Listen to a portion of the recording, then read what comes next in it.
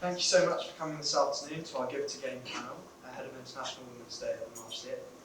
We are so grateful to Erika M, Miss Allen, Miss Gibbons and Miss Howarth for agreeing to speak in this event.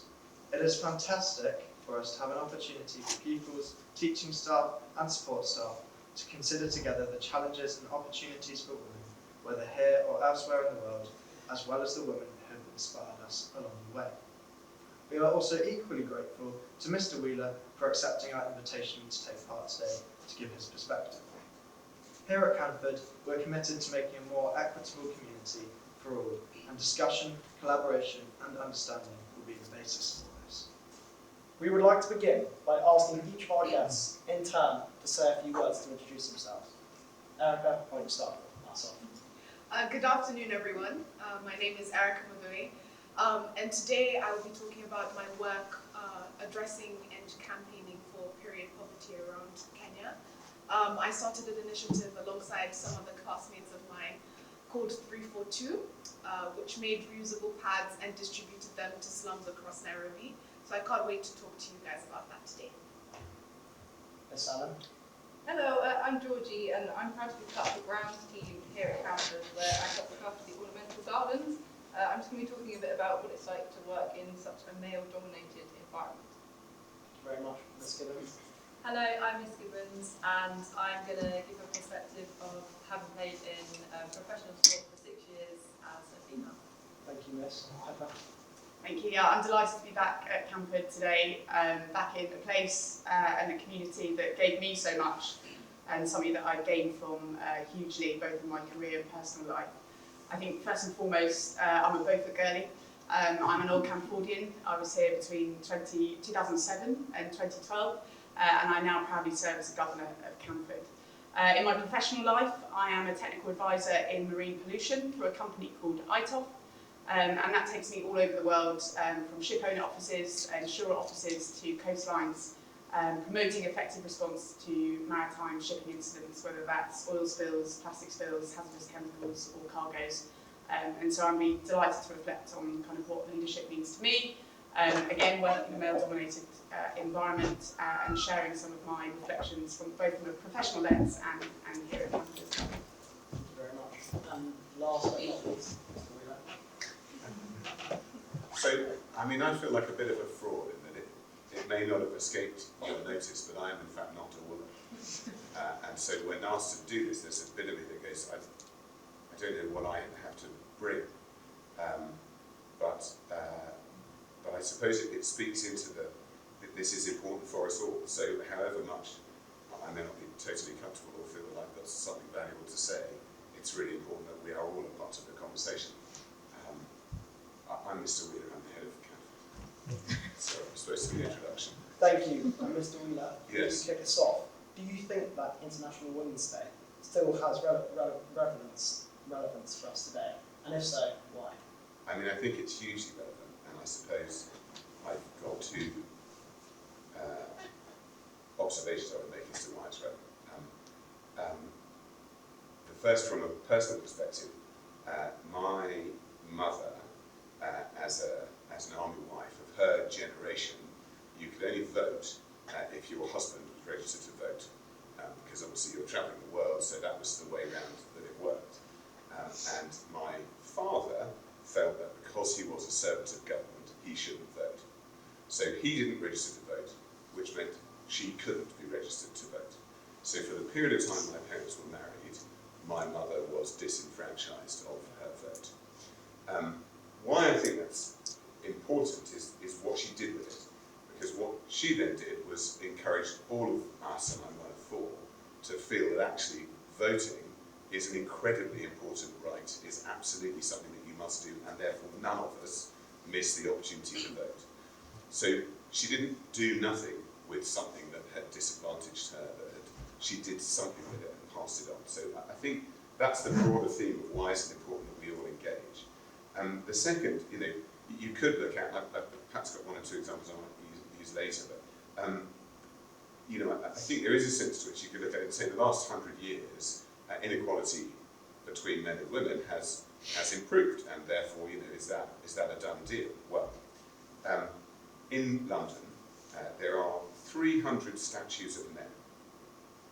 There are 60 statues of women. The most interesting number is there are 120 statues of animals. There are twice as many statues of animals that have done great things than there are of women that have done great things. And as long as that remains the case, we aren't getting the story right. We aren't getting it right in the past, we aren't getting it right in the present, we need to make sure that we get it right in the future. Thank you very much, sir. Thank you. Given that our Give to Gain panel marks International Women's Day, it is great to have an international perspective. Erika, what is your take on the question of the relevance of International Women's Day? Well, I think, it's in the name, international. I think there's always, so much importance in raising awareness about a lot of things. And this is because there's not always enough news coverage around the world and globally of things that happen, just because not only, are they in places where, these big news channels don't exactly, go to, but it's also because there's so much stigma and shame that surrounds a lot of the, issues that women face around the world, whether it's with period poverty, whether it's with domestic violence or violence against women and girls. I think the shame and stigma around those really limit the extent to which people know about them and to which people know the severity of them. And I think that really, deserves raising awareness, and why panels like these are just so vital to that. We understand that in Kenya, you organised a campaign addressing period poverty. What first motivated you to do so? Well, period poverty was something I and a group of other people in the outreach society I was part of found was a very serious problem. To break it down, period poverty isn't just having lack of access to sanitary pads and just sanitary wear in general. It means not being able to attend school because of your period and other outside activities such as sport. Or it's facing a society that's ridden with, as I've just mentioned, stigma and shame. It's not having any sorts of painkillers or medications to deal with cramps, which I'm sure some of the women in this room right now would find appalling. And it's also not having any medical attention for girls undergoing endometriosis or other menstrual cycle-based issues. Yeah. Thank you very much. How did you tackle the issue of period poverty in your policy? So alongside my team, I decided to focus on one part of this huge problem, which was making reusable pads. As I mentioned in the introduction of myself, our project was named 342, which means that for each girl, she receives 3 reusable pads for 2 years. This project entailed finding specific materials and stitching them durably in order to make as many as we could and as high quality enough as possible to last the duration of time that we planned for them to last. To do this, we used cotton fleece material from recycled clothing wear to act as the main absorbent material. Then we used polyester to act as a waterproof backing layer. And then to sandwich these two materials, we used a mixture of linen and cotton, just to make sure that the pad was, number one, breathable, washable, and also hygienic for the girls.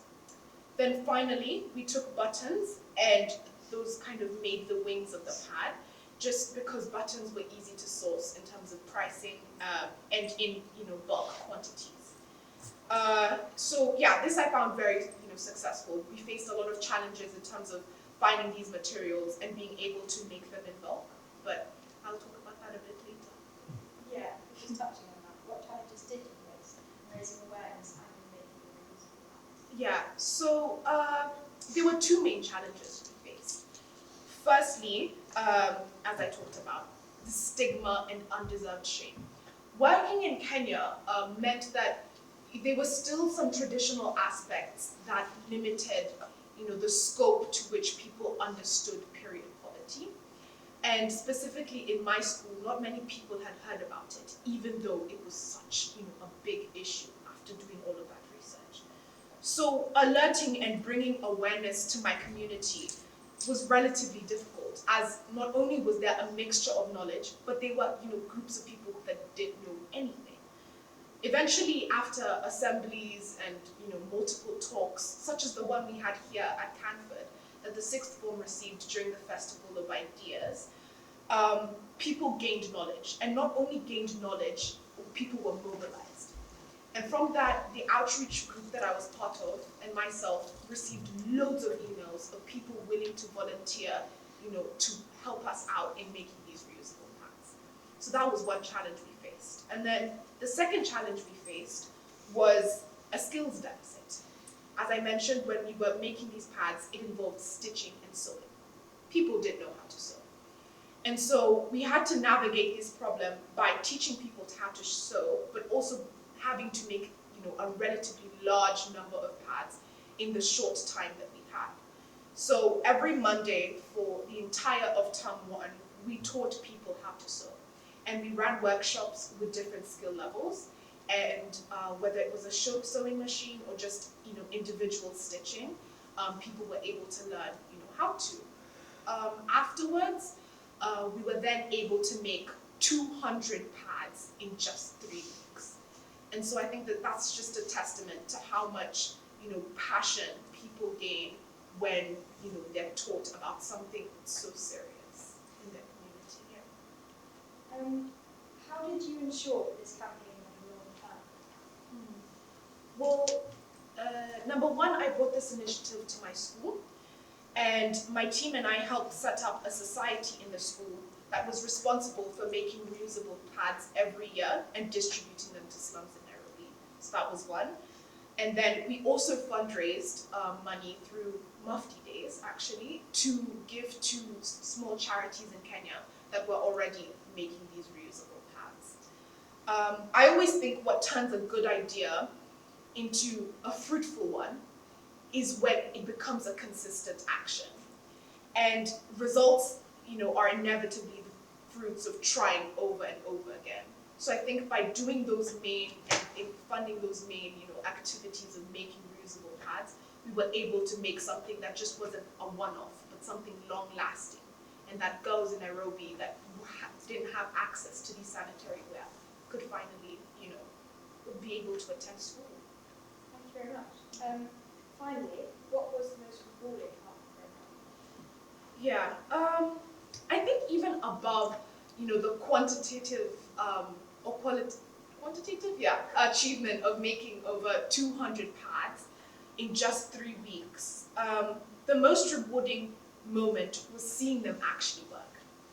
As I mentioned, a really big challenge we faced was the skills deficit and even finding the materials. It was a lot of work, stitching them together and making sure, they worked and underwent and succeeded in very many tests. So just being able to see that actually, be something that could change someone's life was so rewarding. Ironically, it was the smallest change of being able to see a girl attend every single day of the school week when she was on her period. Was such that, changed her life in such a big way, made, me feel like all the effort I put in, actually had fruits and actually, helped transform someone's life. It was incredible. Yeah. Thank you. Miss Allen, thank you so much for staying on again if you're busy working day to join us. Can you tell us what's it like working in a male-dominated field? Yeah, so my journey into horticulture began with my dad. He's a passionate horticulturalist, and his love for gardening always inspired me from a young age. Gardening is often perceived as heavy, physical sort of men's work, which may be one of the reasons the horticultural sector remains a really male-dominated industry.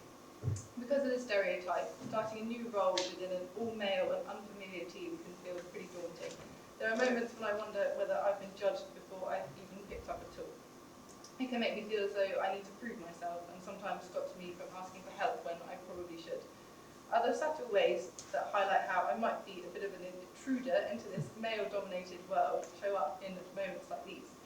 So every time I start a new job, it's proudly pointed out to me that the mess room has been cleaned in my honour, and that other male members of staff have been asked to mind their P's and Q's, which lasts for about an hour. Someone will inevitably comment on how small my workbooks are. If I'm carrying something heavy while a male colleague is empty-handed, it's probably going to be pointed out to me that shouldn't he be carrying that? I'm almost always offered a little extra help in lifting something heavy, or maybe just not even given certain tasks. These actions are clearly well-intentioned. They come from a place of politeness and awareness that men and women are different. Yet, even when meant kindly, they can reinforce that feeling that maybe I don't quite belong, that my presence is unusual enough to require special acknowledgement. Even something as simple as finding uniforms that fit properly can be a challenge, as most workwear is designed with men in mind, leaving me to adapt clothing that was never really made for me. Despite this, I genuinely love what I do. I enjoy the physical nature of the work, the beautiful setting, and the constant opportunity to learn. I'm really fortunate to work with a fantastic team whose knowledge, humour and support makes even the rainiest days enjoyable. While there are moments of awkwardness and unconscious bias, there is also camaraderie, shared purpose and pride in the job we do together. I'm not here to be accommodated or singled out, but to contribute, work hard and just to belong as naturally as everyone else. And perhaps in time it won't feel so unusual to see a woman in this role, it will simply feel normal. Thank you. Could you tell us something about a woman, past or present, who has really inspired you? Yeah, so when I'm not at work, one of my favourite things is actually cycling. So this is where I turn to for my inspiration. So I don't know if anyone's heard of Leah Wilcox. She's an ultra-endurance cyclist known around the world for extraordinary long-distance feats on two wheels. She is incredible. So in 2024, she became the fastest woman ever to cycle around the world. She rode more than 29,000 kilometres in just over 108 days. But now she's preparing for something even bigger. She's going to attempt to beat the overall world record, currently held by Mark Beaumont, who is a man. For me, and I'm sure many others, that's what makes this attempt even more significant and Leah so inspirational. For decades, ultra-distance cycling has been an arena where men set the benchmark for the fastest times. While women have their own categories and records, the overall title has often been something that is seen far beyond a woman's reach. But Leah is challenging this idea. She isn't trying to be the fastest woman, she's trying to be the fastest human to cycle around the world. Her attempts matter beyond cycling. When a woman goes after an overall record in one of the most grueling endurance challenges on earth, it sends a powerful message that sometimes what holds us back is expectation, not ability. Whether she succeeds or not, the act of attempting this record reshapes expectations. It tells women and athletes everywhere that they don't have to compete within boundaries set by history, they can succeed in redefining them. Great. Would you say that you've ever faced any barriers as a woman, and how have you navigated? Yeah, definitely. So another passion of mine is also travelling, and sometimes combine the two, cycling and travelling. But for me, travel fulfills a desire to see more, to learn, and to understand the world beyond my doorstep. But travelling as a woman can sometimes be a little bit more complicated. Having experienced a wide range of cultures, religions, and social norms, I've seen firsthand how women can be treated differently. While cycling parts of Malaysia, I was often ignored. Men would only speak to my partner. I was not trusted to handle money. I was not allowed to order my own food. A lot of the time, I felt completely invisible. In India, it was the complete opposite. No matter how much I covered my body, I was stared at, touched without consent, and dragged into photos I didn't want to be part of. It was relentless and terrifying, and at times it made me not want to leave the hotel. Being in India was part of a larger cycling trip, but the thought of putting on my cycling gear and heading out felt absolutely unbearable, so I simply didn't cycle. I must admit that at times I did not navigate these situations particularly well. Being so far from home in countries where I didn't understand the rules and couldn't even speak the language meant the fear of offending someone clouded my judgment. I felt angry and helpless. But looking back, these experiences have taught me an important lesson. Wherever I am, whether travelling or in any aspect of my life, if I feel uncomfortable or disrespected, I have every right and responsibility to call it out. My voice matters, and so does my safety and dignity. And I feel really grateful to have been born in a country that, or although not perfect, gives me a voice and where positive change is happening all around us. Okay. Finally, have you ever had to unlearn something society taught you? Yeah, so throughout life, success seems to come with a question mark. So I remember when I passed my driving test, the joke was always, well, you must have learnt it with the examiner. Later in life, after a successful job interview, comments would be, well, they probably just needed a woman to look inclusive, or I bet being blonde helped. I'll never forget when a former boss looked me in the eye and said, well, men are here to work hard and women are simply here to look pretty. These comments were usually said with a laugh and maybe as a bit of a joke, but underneath that joke was a message that I quietly repeated to myself. You didn't really earn this. And that is something that I still struggle with.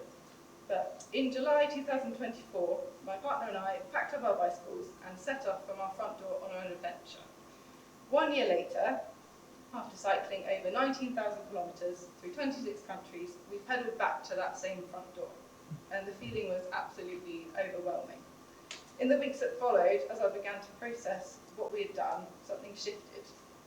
For the first time in my life, I felt unconditionally proud of something I had achieved, and no one could take it away from me. That adventure taught me to see my body as a tool and not as an ornament. It's something capable, resilient, and far stronger than I ever gave it credit for. Realising that helped me grow in confidence. That doesn't mean doubt has disappeared completely. Like many people, I still have moments where it creeps in, but I'm learning to challenge those thoughts and replace them with a deeper sense of respect and pride for myself.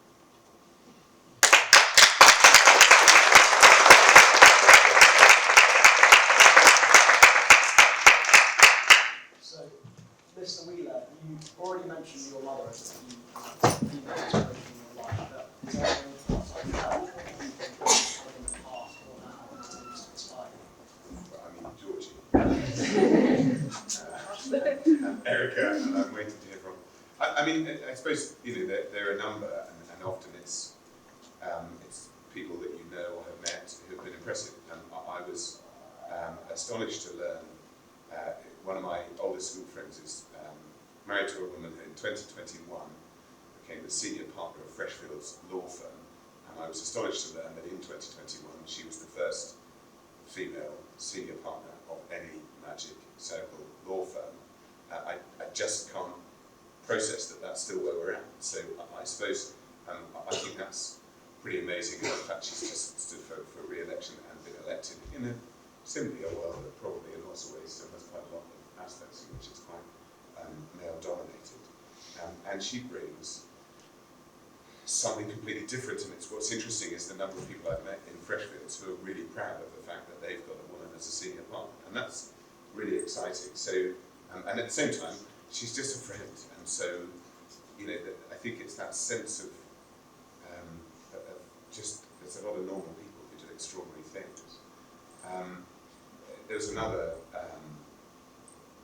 woman I met who, she's amazing, and she went to school, she went to school in Afghanistan. She got a scholarship to Summerfield College, Oxford.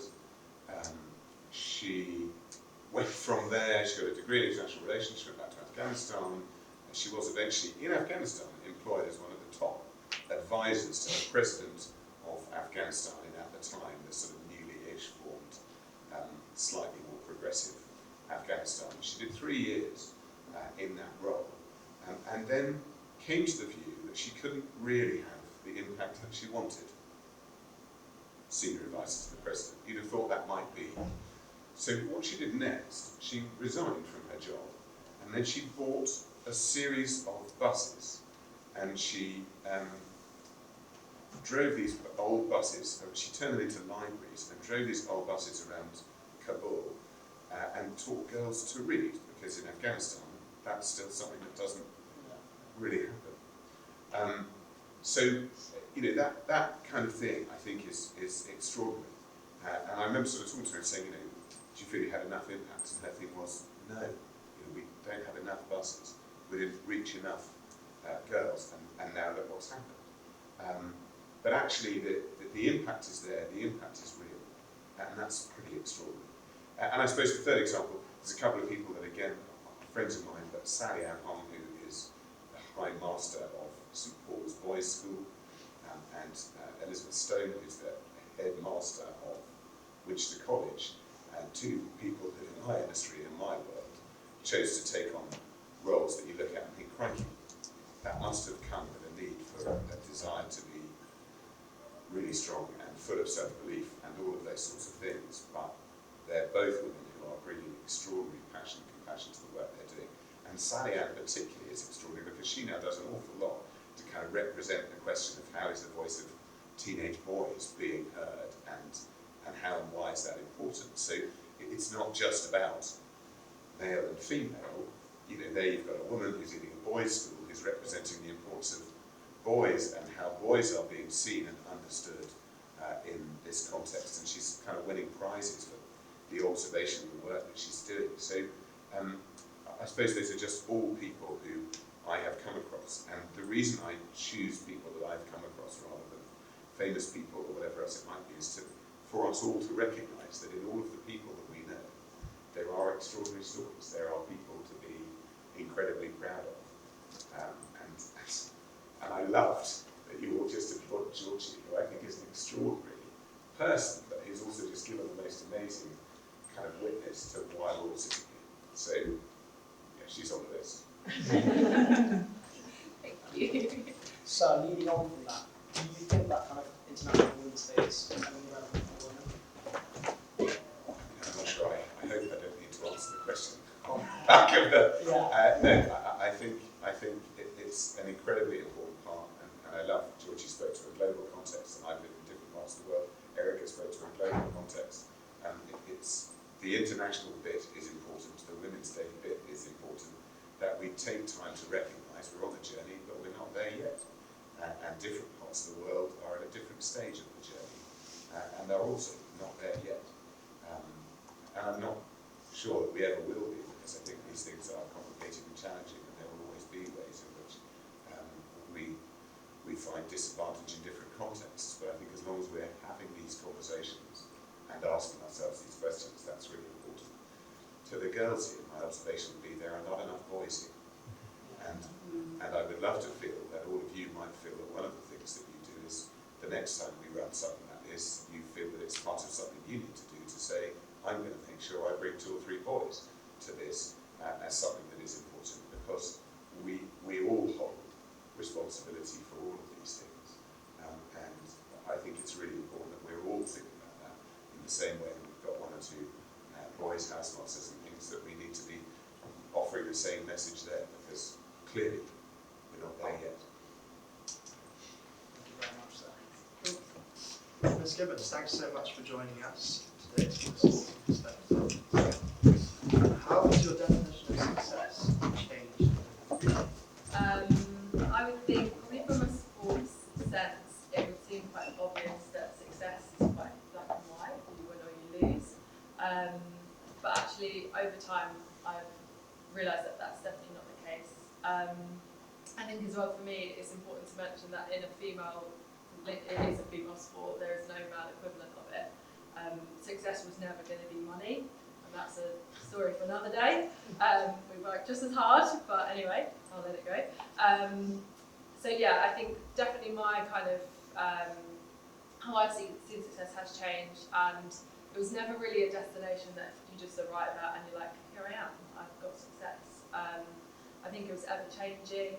It was, first of all, it was trying to get my first contract and all the hard work that came before that.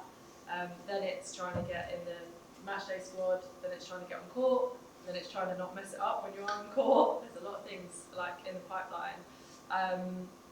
But actually, as I mentioned earlier when we were talking before, I have no embarrassment in saying that my career is not, I'm not a David Beckham of netball. I was never the match winner in my professional career. You know, I was the one that was on the bench a lot. And actually, I think what I got from that was really a different side of success that someone else might have. And actually from that, I think what I'm most proud of is that despite all those things, I would still turn up, give 100%, and try and actually, my role I found was to be a really good teammate and try and give to others, because as a team, you're only going to win and get the success if you're all feeling good. And actually, it's finding my role within that. So yeah, I think success is, not a trophy, not a win. Those things are lovely.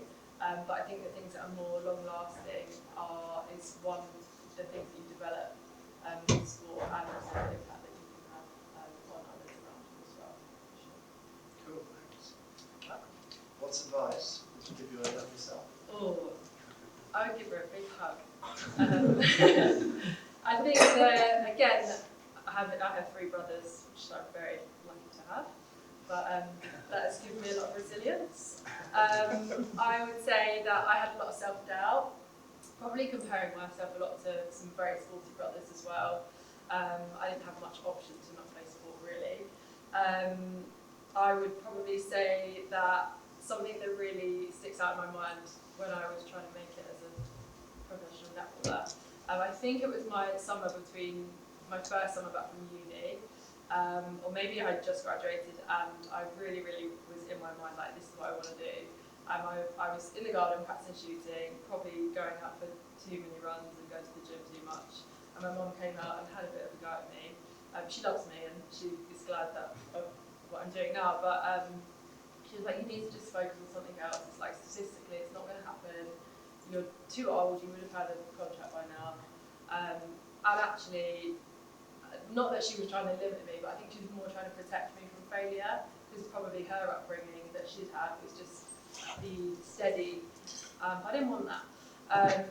So I think, yeah, I probably would just say to my younger self, like, it's okay to want things that scare other people, and just try not to like shrink your dreams because it's maybe not been done yet. And yeah, don't confuse unlikely with impossible. If you want to do something, I think one of the bravest things sometimes is to be told no, but to be like, well, I'm going to just try it anyway. And do listen to your mom, obviously. In that case, I'm glad I kept pushing for what I wanted, for sure. Cool, thanks. Is there a book, a quote, or a mantra? Yeah, so my quote, and I saw it recently actually, it's actually up. Has anyone here been to Bath Uni before? If you walk down their sports halls, you kind of go down, and they've got posters of the millions of professional sports people that have come out of their university. And there's one from Arthur Ashe, who's a tennis player, and it says, and one that I read it every time, so this is where I had my first kind of training for professional sport and my first England trial, which didn't go well, but it's fine, let that go too. And it says, you're never really playing an opponent, you're playing a version of yourself, and when you reach your limits, that's real joy. And I still read, every time I walk past, I take a little picture, because actually I would walk into that room terrified, with complete imposter syndrome, with international players that I would watch on the telly and be like, why am I here? Like, why am I training with these people? This is ridiculous. Like, this is a joke. Like, someone's got this wrong here. But actually, I think that was just a reminder to me that not to compare myself to these people, and actually me being there in that room and stretching beyond what I believed and what my mum believed in the garden when she was having a go at me. Actually, that's where I found the joy in it. So yeah, I think as well, winning is not comparing yourself to other people, and I think for women as well, it's really hard to not be. We want to be competitive, particularly in sport, but enough that you're going to push yourself but push others around you, and to challenge each other is a good thing, and it's healthy, and it's what we want to encourage for sure. Absolutely. Is there something you're still learning? Yes, I am always learning, and I think transitioning from professional sport, now I'm retired at the ripe age of 31. Which was great. I think it's okay to not know what's going to happen next. I think I've been in an environment where everything is strategically planned to peak at a perfect point, and then you win, and then you have a rest, and then you go again. And that's been on a cycle for years and years. And I think now it's just learning that there doesn't have to be a set plan, and part of that plan will be doing things and failing, but still kind of step out and put yourself out of your comfort zone in different ways, and I guess creating a bit of an identity beyond the netball player, and just trying to be a good person at the same time, for sure. Awesome. Thank you. Very much.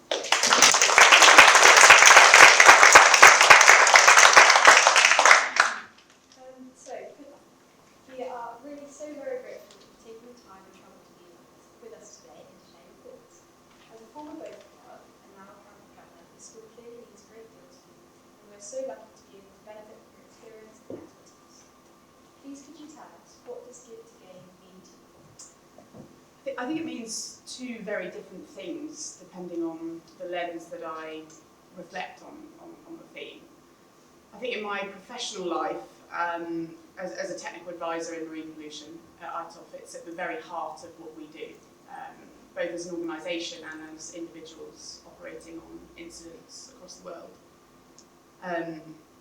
We give technical advice, we give scientifically robust advice that's impartial, to promote an effective response with the ultimate aim of gaining a better outcome, whether it's for the environment, for the communities or the livelihoods that depend on that environment, or the economic interests at hand.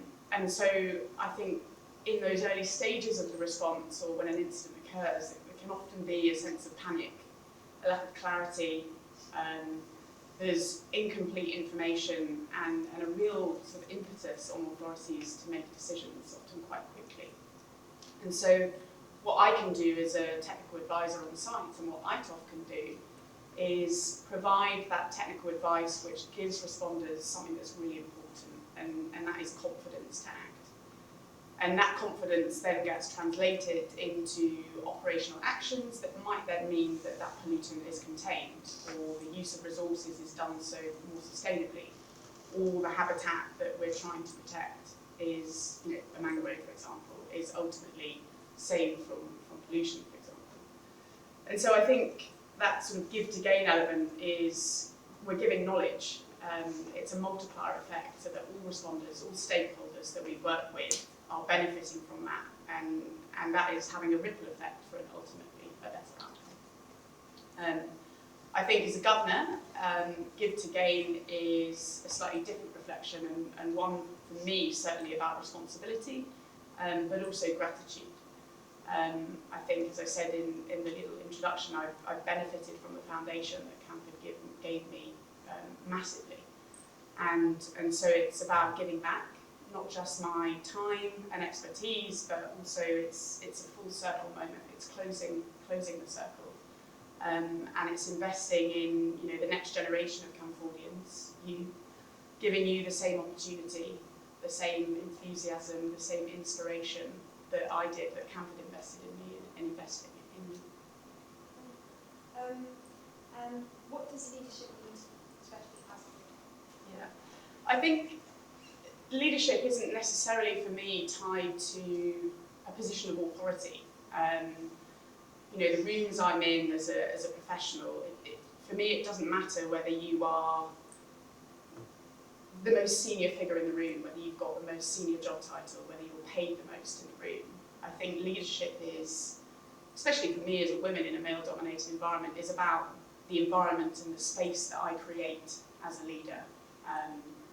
I think it's making sure that everybody in my team, or the people I'm working with, do not feel like there are any barriers in the room. There is an open space for everybody to meaningfully contribute. And that it's fun and that it's safe. And I've definitely seen in the projects that I've worked in, the best outcomes have been achieved when leadership has created that kind of space. I think in a more personal sense as well, I'm engaged to my partner Fiona, who is a doctor in West London as well. And for us, visibility is a huge part of leadership. I'm a firm believer that you can't be something or aspire to be something if you can't see it. And I think for both of us as women in STEM, and arguably in male-dominated professions, there weren't many queer or female leadership role models when we were choosing our A-levels or aspiring to what we wanted to do when we were older. And so I think a huge part of my leadership now as a female is to be that role model that I didn't necessarily have when I was younger. And so, yeah, visibility is a huge part for me in female leadership as well. What habits or mindsets have made the biggest difference in your life? I think take the opportunity, say yes, but also value the opportunity. Rinse it for everything it's worth, but also then give the opportunity back. That full circle moment. I think, as a Canfordian, and all of you sat here as Canfordian, opportunity is thrust upon you. And there are so many things that you can get involved with, so many things you can say yes to. And I think that my mindset and habit has always been to say yes, because you don't know what you don't know. I said yes to scuba diving at age 10, the earliest that you could do it. Not necessarily petrified, but a little bit curious about all this equipment. And I can firmly say that that first breath underwater has steered my whole life ever since. Wouldn't have been like that if I didn't try it. I then went to study marine biology at university and said yes to the overseas field trip rather than the domestic. A fantastic and privileged opportunity. Took it for all it's worth, valued it, gave it my time, volunteered, opportunity, experience, cultures, learned languages that I never would have had the exposure to, and embraced it, absorbed yourself in it. And then hopefully now I'm trying to give that opportunity back. So I think say yes to the opportunity, understand it and value it for what it's worth, rinse it for what it's worth, but then also give it back.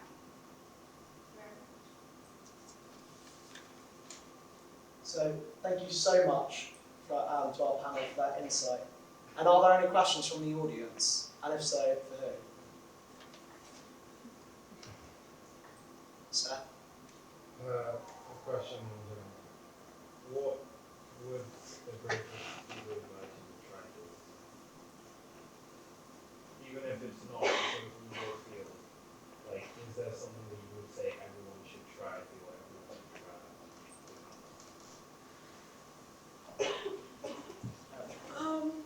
Yeah, that's a very good question. Okay, I would have two big pieces of advice because I simply can't choose.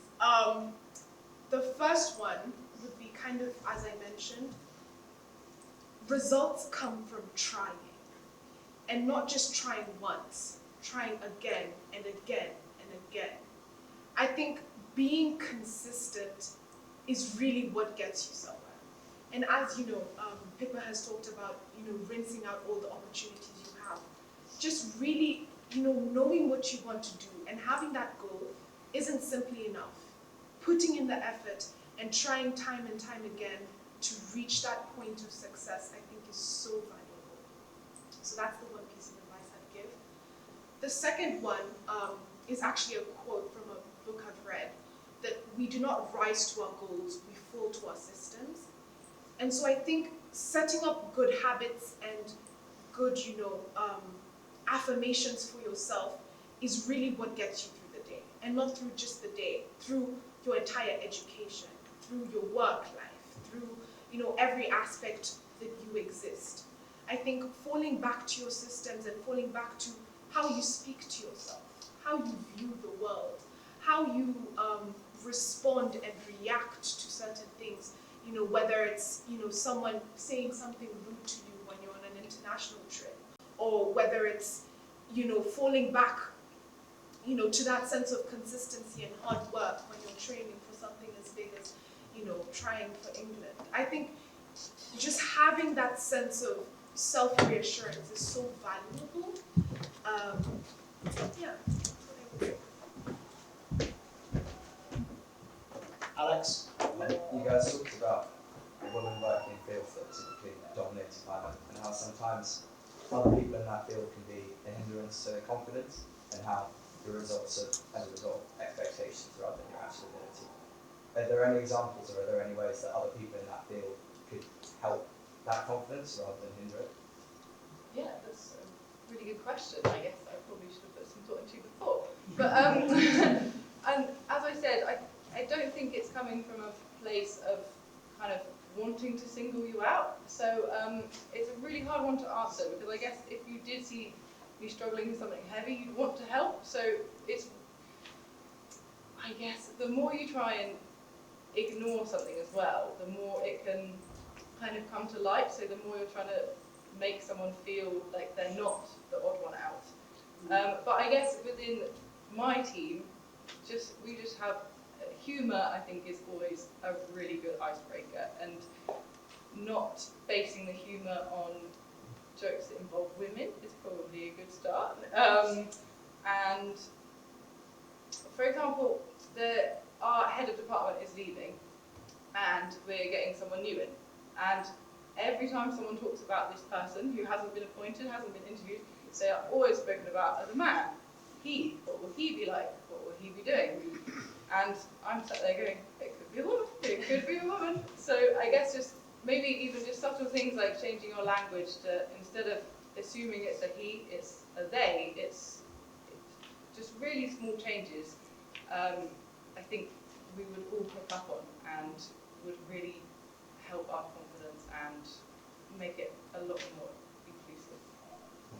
I could probably add to that as well, and I mean, you're already doing a great thing by being here, and I think allyship is a massive tool that you can both give and receive to break down those barriers in kind of the examples that you've given. When I'm on site responding to incidents, or when I've participated in international projects, I've had similar experiences, Georgie, that despite being the most experienced member of my team, for example, the question from a member of the Coast Guard or a foreign authority will always direct the question to perhaps my more junior male colleague.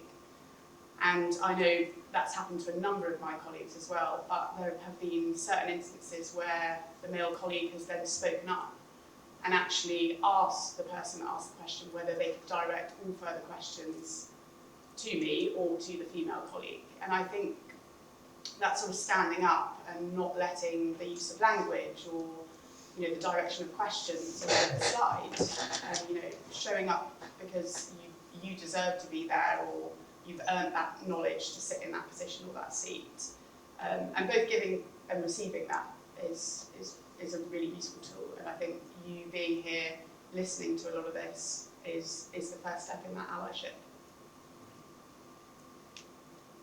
If there's no more questions, I think one more final big thank you and a very deserved round of applause.